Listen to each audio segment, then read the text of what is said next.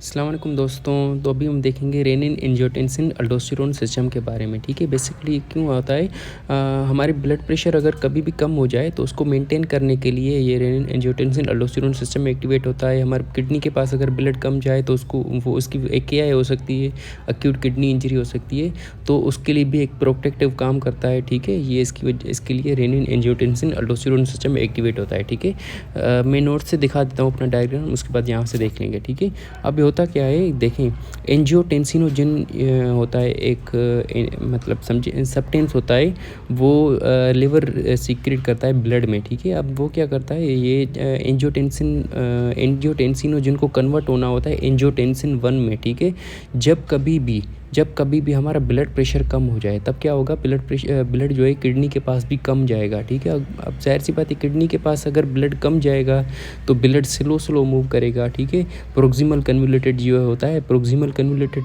Tube का मतलब contact मतलब ब्लड के साथ या सब्सटेंसेस के साथ या प्लाज्मा के साथ आप कह सकते हो। ठीक है, प्लाज्मा के साथ क्या होगा, थोड़ा सा ज़्यादा वक्त के लिए रहेगा, मतलब उसकी जो है रीअब्जॉर्प्शन साल्ट की जो होनी थी वो ज़्यादा हो जाए। ठीक है, अब ये जो बाकी सा सब्सटेंसेस जाएगा, ये यहाँ पे डिस्टल कन्वोल्यूटेड ट्यूबुल के पास, उसमें जो है साल्ट कम होगा। ठीक है, यहाँ पे एक होते हैं मैकुला डेंसा सेल्स। ठीक है, अब वो क्या करते हैं, साल्ट को मतलब सेंस करते हैं या अभी साल्ट कम आ रहा है। ठीक है, ये मतलब सेंस कर लेता है कि ब्लड प्रेशर अभी कम है। ठीक है, अब ये मैकुला डेंसा ये सेंस कर लेते हैं, उसके बाद साल्ट जो है कम आ रहा है, तो वो क्या करता है, रेनिन को सीक्रेट करता है। ठीक है, अभी एंजियोटेंसिन जो लिवर से मतलब हार्मोन या सब्सटेंसेस जो है ब्लड में आया था, वो रेनिन क्या करता है, एक एंजाइम का काम करता है, मतलब एंजियोटेंसिनोजन को एंजियोटेंसिन 1 में तब्दील कर देता है। अब एंजियोटेंसिन 1 क्या करता है, ब्लड तो हर जगह जा रहा है। ठीक है, अब ये जाएगा लंग्स के पास जो कैपिलरीज हैं उसके एंडोथेलियम में का क्या होता है, एंजियोटेंसिन कन्वर्टिंग एंजाइम होता है। ठीक है, अब वो क्या करता है, एंजियोटेंसिन 1 को एंजियोटेंसिन 2 में कन्वर्ट कर देता है, और उसके साथ साथ ब्रेडिकाइनिन एक मतलब सब्सटेंस है, वो भी मतलब ब्रेक डाउन हो जाती है उसकी। ठीक है, अभी मतलब एंजियोटेंसिन 2 और ब्रेडिकाइनिन बन गया। अब वो क्या करेगा, वो जाएगा किडनी के पास, उसके मल्टीपल काम होते हैं। ठीक है, अब वो क्या करेगा, एक तो ब्लड वेसल में उसकी वेजो कंस्ट्रिक्शन करवाएगा। ठीक है, ब्लड की वेसल्स की, ताकि जो है ब्लड प्रेशर थोड़ा सा नॉर्मलाइज हो जाए, ताकि किडनी के पास भी नॉर्मल ब्लड जाए। ठीक है, ब्लड प्रेशर नॉर्मल हो जाए, ब्लड वेसल को उनकी वेजो कंस्ट्रिक्शन करवाएगा। ठीक है, और दूसरा इफरेंट आर्टीरियोल की कंस्ट्रिक्शन करवाएगा। मैंने आपको बताया था, एफरेंट आर्टरी की अगर कंस्ट्रिक्शन हो तो GFR कम होगा, इफरेंट आर्टरी की अगर कंस्ट्रिक्शन हो GFR ज़्यादा होगा। ठीक है, अब इफरेंट आर्टरी की कंस्ट्रिक्शन होगी जिसकी वजह से GFR नॉर्मल होगा, मतलब अगर किडनी AKI में जानी होगी तो वो बच जाएगी। ठीक है, और प्रोक्सिमल कन्वोल्यूटेड ट्यूब्यूल पे ये काम करता है किडनी के, वहाँ पे एंजियोटेंसिन 2 क्या करवा रहा था, सोडियम हाइड्रोजन की मतलब एक्सचेंजर जो था उसकी एक्टिविटी को बढ़ा रहा था, उसकी वजह से क्या होगा, कॉन्ट्रिक्शन अल्कलोसिस होती है। ठीक है, और दूसरा किडनी पे उसने काम कर दिया, और उसके बाद किडनी के ऊपर जो एड्रिनल ग्लैंड पड़ा होता है उससे अल्डोस्टेरोन रिलीज़ करवाता है। अल्डोस्टेरोन क्या करवाता है, सोडियम की रीअब्जॉर्प्शन करवाता है और पोटेशियम की एक्सक्रीशन करवाएगा, और सोडियम के साथ जो है ब्लड भी फॉलो करेगा, मतलब ब्लड प्रेशर ये नॉर्मल करने में हेल्प करेगा। ठीक है, और दूसरी ये हाइपोथैलेमस पे जाएगा, थर्स्ट को मतलब एक्टिवेट कराएगा, थर्स्ट हमें मतलब महसूस होगी, पिट्यूटरी ग्लैंड से ADH रिलीज़ करवाएगा, ADH यहाँ पे आकर मतलब वाटर की रीअब्जॉर्प्शन ज़्यादा करवाएगी। ठीक है, ये होता है हमारा रेनिन एंजियोटेंसिन अल्डोस्टेरोन सिस्टम। ठीक है, रिलीज़ एंजियोटेंसिनोजन हुआ था लिवर से, एंजियोटेंसिनोजन एंजियोटेंसिन 1 में कन्वर्ट हुआ था बाय रेनिन एंजाइम। ठीक है, और एंजियोटेंसिन 1 जो है एंजियोटेंसिन 2 में कन्वर्ट हुआ था by angiotensin converting enzyme. Angiotensin 2 के साथ साथ ब्रेडिकाइनिन भी ब्रेक डाउन हुआ था। ब्रेडिकाइनिन आप याद रखिएगा, आगे मैं फार्माकोलॉजी में पढ़ाऊँगा कि ये क्या होता है। बाकी अभी एंजियोटेंसिनोजन 2 का काम एक तो ब्लड वेसल पे है, वेजो कंस्ट्रिक्शन करवाता है, इफरेंट आर्टीरियोल पे है, उसकी कंस्ट्रिक्शन करवाता है, प्रोक्सिमल कन्वोल्यूटेड ट्यूब्यूल के मतलब सेल्स की सोडियम हाइड्रोजन की एक्टिविटी बढ़ा देता है, जिसकी वजह से कॉन्ट्रिक्शन अल्कलोसिस हो सकती है। एड्रिनल ग्लैंड से अल्डोस्टेरोन सीक्रेट करवाएगा, हाइपोथैलेमस और पिट्यूटरी ग्लैंड पे काम करेगा, ADH और थर्स्ट करवाएगा। ठीक है, उसके बाद देखें जक्स्टा ग्लोमेरुलर एपराटस, ये क्या होता है, ये जो एक एपराटस है जो कि ब्लड अगर कम आ रहा है किडनी के पास उसको सेंस करता है या रेनिन को रिलीज़ करवाने में हेल्प करता है। ठीक है, अब ये कौन कौन सी चीज़ें होती हैं इसमें, होता है एक macula densa cell, juxta glomerular या जेजी सेल्स, उसके बाद स्पेशलाइज्ड मेसेंजियल सेल। देखें यहाँ पे जो है एक डिस्टल ग्रैन्युलेटर ट्यूब्यूल के ऊपर होते हैं सेल्स, ठीक है, इसको कहते हैं मैक्युला डेंसा सेल्स। यहाँ पे एक इसके ऊपर क्या होता है, इफ्रंट आर्टीरियोल होता है। इफ्रंट आर्टीरियोल की मतलब यहाँ पे एक उसकी स्मूथ मसल्स होती हैं या फिर मतलब एंडोथेलियल सेल्स होते हैं, उनको कहते हैं स्पेशलाइज्ड किस्म के होते हैं, उनको कहते हैं जेजी सेल्स, ठीक है। और तीसरे बीच बीच में होते हैं mesenchymal cells, specialised mesenchymal cells. इन तीनों के मतलब कॉम्प्लेक्स को कहते हैं जक्स्टा ग्लोमेरुलर एपराटस, ठीक है, जो कि क्या करता है, रेनिन को रिलीज़ करवाते हैं, ठीक है। अब इनका रेनिन का मतलब स्टिमुलस कौन सा होता है, एक अगर परफ्यूजन ब्लड के पास कम आए, ब्लड परफ्यूजन किडनी के पास अगर कम आए तो उसकी यहाँ की किडनी के जो बेरो रिसेप्टर होंगे वो कम मतलब सेंस करेंगे ब्लड प्रेशर को, तो उसकी वजह से रेनिन रिलीज़ होगा। दूसरा सोडियम क्लोराइड जो है मैक्युला डेंसा के पास कम आए तो उसकी वजह से रेनिन रिलीज़ होगा। और तीसरा जो है सिंपैथेटिक टोन अगर ज़्यादा एक्टिवेट हो, ब्लड प्रेशर हमें ज़्यादा बढ़ाना है सिंपैथेटिक टोन की वजह से, तब भी मतलब रेनिन रिलीज़ होता है, ठीक है, 3 चीज़ों की वजह से। अब कुछ चीज़ें होती है जो रेनिन की जो है सीक्रेशन को कम करती हैं, ठीक है, जैसे एएनपी और बीएनपी, एट्रियल नेट्रियूरेटिक पेप्टाइड और नेट्रियूरेटिक पेप्टाइड। अब वो क्यों रिलीज़ होता है, वो रिलीज़ होता है अगर वॉल्यूम हमारा ब्लड में कम हो जाए तो एट्रिया और वेंट्रिकल क्या करते हैं, स्ट्रेच होते हैं, जिसकी वजह से एएनपी और बीएनपी रिलीज़ होता है। वो क्या करवाते हैं, रेनिन को रिलीज़ होने से कम करते हैं, ताकि मतलब ब्लड की जो है ब्लड प्रेशर ज़्यादा ना बढ़े, या फिर वो ब्लड जो है वाटर जो है ज़्यादा रीअब्जॉर्ब ना हो, या साल्ट ज़्यादा रीअब्जॉर्ब ना हो, ठीक है, पहले से ही ज़्यादा मतलब वाटर है। और दूसरा एफरेंट आर्टीरियोल को डायलेट करती है। मैंने आपको बताया था एफरेंट आर्टीरियोल अगर डायलेट होंगी तब रीनल प्लाज्मा फ्लो ज़्यादा होगा, जीएफआर ज़्यादा होगा, ठीक है, जीएफआर ज़्यादा होगा तो जाहिर सी बात है यूरिन भी ज़्यादा बनेगा, नेट्रियूरेसिस होगी, ठीक है। ये एनपी और बीएनपी नेट्रियूरेसिस को प्रोमोट करती हैं, ठीक है। बुक से देख लेते हैं।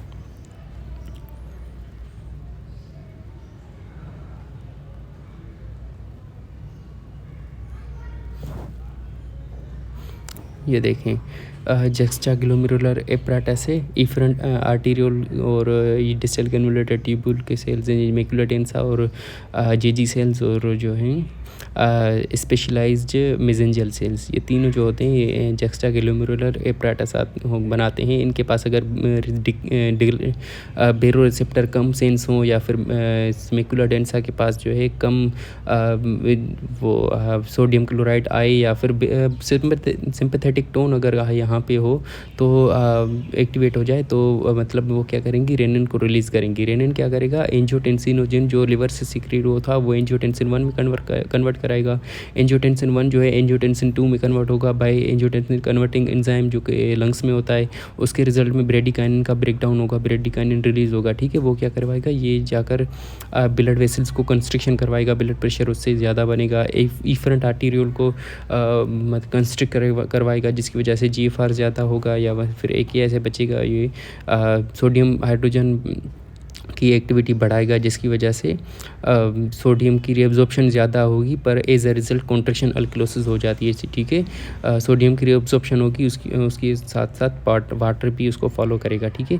दूसरा अल्डोस्टेरोन की मतलब सीक्रेशन होगी भाई सुप्रारीनल ग्लैंड। अल्डोस्टेरोन क्या करवाएगा, सोडियम की रीअब्जॉर्प्शन करवाएगा जिसको वाटर भी फॉलो करेगा, और जो है हाइपोथैलेमस में जाकर थर्स्ट करवाएगा और एडीएच जो है रिलीज़ करवाएगा। एडीएच वाटर की रीअब्जॉर्प्शन करवाता है। बाकी renin, angiotensin converting enzyme, angiotensinogen 2, ANP, BNP, ADH, aldosterone, ये सारी चीज़ें मैंने आपको बता दी हैं, ठीक है। बाकी जक्स्टा ग्लोमेरुलर एपराटस भी मैंने आपको बता दिया, ये सारी चीज़ें, ठीक है। बाकी तो कुछ पैराक्राइन फंक्शन होते हैं किडनी के, मैं आपको बता देता हूँ। सबसे पहले एक हार्मोन होता है एरिथ्रोपोएटिन।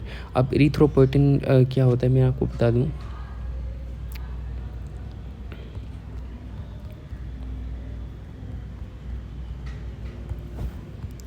सॉरी कहाँ गया,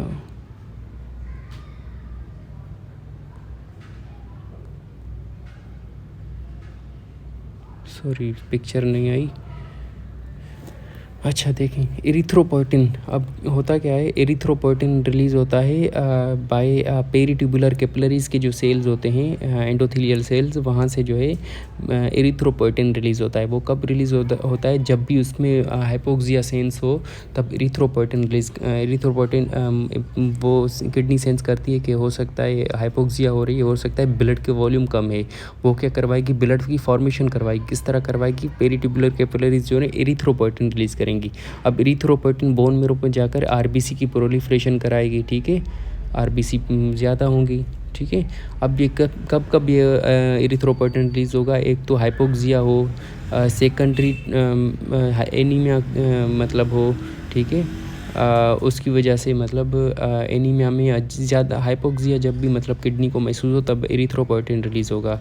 अब ये हम बाहर से भी कभी कभी हम दे सकते हैं, एडमिनिस्टर कर सकते हैं बंदे में। वो कब करते हैं, एनीमिया बंदे में हो, secondary to chronic kidney disease. अब सीकेडी में क्या होता है, एरिथ्रोपोइटिन बनता ही नहीं किडनी से, मतलब एरिथ्रोपोइटिन नहीं बनेगा, तब बोन मेरो के पास सिग्नल नहीं जाएगा आरबीसी बनाने का सिग्नल नहीं जाएगा, तो आरबीसी कम हो जाएंगी, ऑक्सीजन डिलीवरी कम होगी, ठीक है।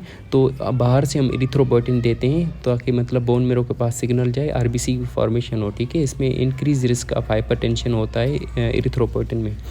दूसरा है कैल्सीफेरोल। अब होता है क्या है, 25 हाइड्रोक्सी कोलीकैल्सीफेरोल जो कि इनएक्टिव फॉर्म है विटामिन डी का, उसको कन्वर्ट करते हैं 125 डाईहाइड्रोक्सी कोलीकैल्सीफेरोल, या इसका दूसरा नाम है एक कैल्सीट्रायोल, जो कि एक्टिव फॉर्म है विटामिन डी का। वो क्या करवाती है, कैल्शियम अगर कम, कैल्शियम को ब्लड में ज़्यादा करवाएगी, मतलब जीआईटी से रीअब्जॉर्ब करवाएगी, किडनी से रीअब्जॉर्ब करवाएगी, बोन से जो है रिलीज़ करवाएगी ब्लड में कैल्शियम, ठीक है, विटामिन डी करवाता है ये जो है पैराथायराइड हार्मोन का काम होता है, मतलब ये करवा सकता है इसको 1 हाइड्रोक्सीलेज को स्टिमुलेट कर सकता है, ताकि 25 हाइड्रोक्सी कोलीकैल्सीफेरोल 125 डाईहाइड्रोक्सी कोलीकैल्सीफेरोल में कन्वर्ट हो जाए, ठीक है। ये इसका पैराथायराइड हार्मोन इसको प्रोमोट करता है। बाकी जो है प्रोस्टाग्लैंडिन क्या करवाते हैं, एफरेंट आर्टीरियोल को डायलेट करते हैं, ठीक है। एफरेंट आर्टीरियोल डायलेट होगी, रीनल प्लाज्मा फ्लो बढ़ेगा, तो जीएफआर ज़्यादा होगा, ठीक है। ये कब होता है, जब कभी भी मतलब हमारी जीएफआर कम हो जाए, किडनी के पास ब्लड कम जाए, तब जो है प्रोस्टाग्लैंडिन रिलीज़ होते हैं। अपना एक किडनी का खुद का प्रोटेक्टिव मैकेनिज्म है, ठीक है। अब एनसिड क्या करवाते हैं, कभी भी मतलब एनसिड अगर इस कंडीशन में दे दें, तो एनसिड प्रोस्टाग्लैंडिन की फॉर्मेशन को ब्लॉक करवाएंगी, मतलब जो डायलेशन होनी होगी प्रोस्टाग्लैंडिन के ज़रिए, वो नहीं हो पाएगी, जीएफआर ज़्यादा कम हो जाएगा, ठीक है। उसकी वजह से AKI हो सकता है, ठीक है।